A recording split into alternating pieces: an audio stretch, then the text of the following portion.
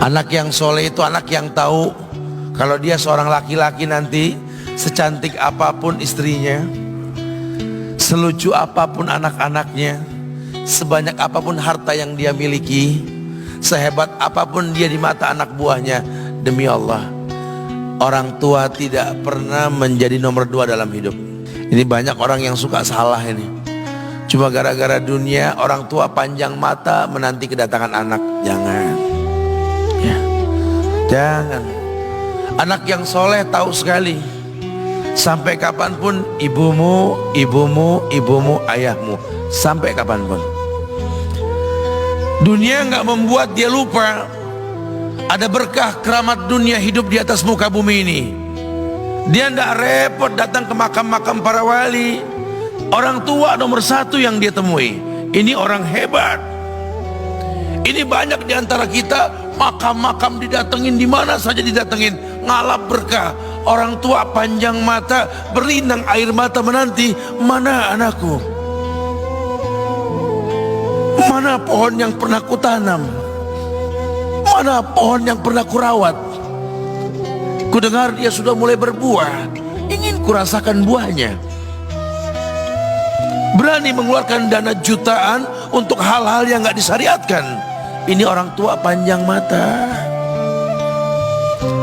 Rela nggak rela, orang tua kita akan mendengar dan melihat. Ma, aku pengen nikah, aku pengen berkeluarga, Ma. Ya orang tua ya seneng lah.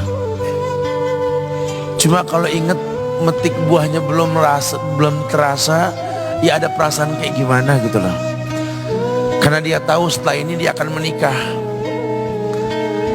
bahwa anak orang ada kehidupan yang berbeda yang bakal dia rasa. Orang tua makin hari makin rentan, bukan makin seger.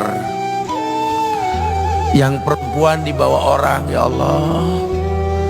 Baru kemarin perasaan mainin poni, ini anak perempuan kita, betul. Baru kemarin mainin kepangan rambutnya, ya Allah. Ya Allah, baru kemarin perasaan saya titah dia, titah, ya Allah. Belajar jalan, bisa berlari bawa sesuatu, coret-coret tembok, aduh Masya Allah. Sekarang udah gede, dibawa orang, ya Allah, Masya Allah. Yang laki dekat sama mamahnya. Baru kemarin tangan mungilnya kita tuntun, kalau kelepas dia nangis, betul. Sekarang tangannya keker besar, tangan ibunya keriput, betul. Mau nangkep tangan anak pun sudah mulai susah. Membawa anak orang datang dengan gagah, cium tangan, cipika-cipiki, udah. Ma, kita jalan dulu, Ma ya. Udah Mama, udah. Digandeng tangan kekasihnya, dirangkul pundaknya. Ini anak laki ndak tahu ibunya kayak diiris-iris jantungnya. Dia lihat tangannya yang keriput, ya Allah. Udah berapa lama tangan ini nggak dibawa sama anak ini? Udah berapa lama tangan ini nggak digandeng sama anak saya? Kita merasa bangga akur merangkul istri kita, ibu kita ngelihat pundaknya. Udah berapa lama pundak ini gak dirangkul seperti itu, ya Allah. Dulu aku berdandan secantik-cantiknya, ku dandankan anaknya, ku bawa di hadapan kawan-kawanku, bangga anakku. Tapi dia tidak pernah berdandan rapi membawa aku ke hadapan teman-temannya. Lihatlah ibuku, ibunya sudah kebayang, ya Allah, ini anak bakal minta nikah sebentar lagi. Yang wajar kalau orang nanam pohon pengen metik buah, wajar. Ini buah belum terasa, pohon sudah mau dibawa, kebayang tidak?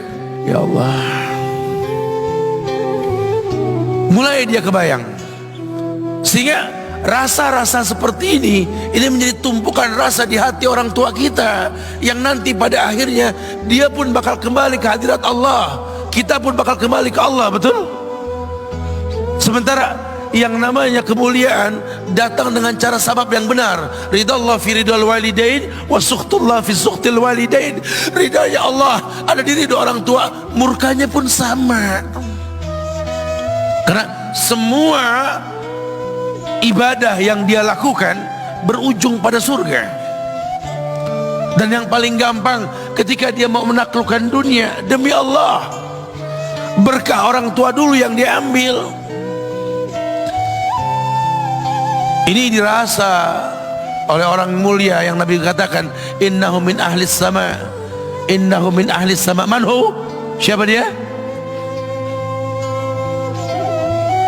Sahabat, manusia yang pernah hidup zaman sahabat tapi nggak ketemu Rasul, yang bernama Uwais Al-Qarni, pemuda miskin pengembala kambing di negeri Yaman. Padang tandus yang dia tinggal di situ, yang dia kesampingkan hidupnya untuk ibunya, untuk ibunya. Tidaklah terucap kalimat satu yang ingin ibunya pengen, kecuali Uwais pasti akan melakukannya apapun, dan ibunya cacat. Apa kata Uwais? Tidak akan pernah terlontar kata dari mulut ibuku kecuali kan kulakukan yang dia inginkan. Masya Allah. Ibunya cacat dan dia menomorduakan diri, yang penting orang tuanya dulu. Hingga satu waktu ibunya berkata, wahai Uwais, ibu sudah tua. Andai kematian mendatangi ibu, ada beberapa keinginan yang ibu pengen merasakan keinginan tersebut. Mungkin enggak ya? Apa Bu? Katakan. Ibu pengen haji. Bengong Uwais, ya Allah Bu, ini Yaman, Hadramaut, yang sekarang saja pesawat itu bisa 3 jam menuju Saudi, itu 2 jam lebih lah menuju Saudi. Ini lebih jauh lagi, kebayang berapa ratus kilo, berapa ribu kilo, nggak tahu. Ya baiklah ibu, kata Uwais, aku tidak pernah menolak permintaan ibuku, tapi kali ini aku tidak bisa menjawab karena mikir gimana caranya ini. Apalagi dia seorang pemuda yang punya penyakit sopak, ada tanda-tanda putih di bagian badan itu kayak pano besar gitu tuh. Udahlah, terserah gimana nantilah. Yang penting ini nomor 1 dalam hidup ini. Dia beli seekor anak sapi, digendong tiap hari itu sapi sama si Uwais menuju puncak gunung, turun lagi, gendong ke atas, turun lagi tiap hari. Sampai orang bilang, Uwais gila no, orang sapi dipiara dia digendong tiap hari naik gunung yang tinggi, sampai nggak berasa dikatakan 8 bulan dia lakukan itu, sehingga terbentuklah fisiknya yang bagus karena olahraga tiap hari bawa itu sapi. Dan sapi itu makin berat, dalam hikayat dikatakan sampai di atas 100 kilo itu sapi.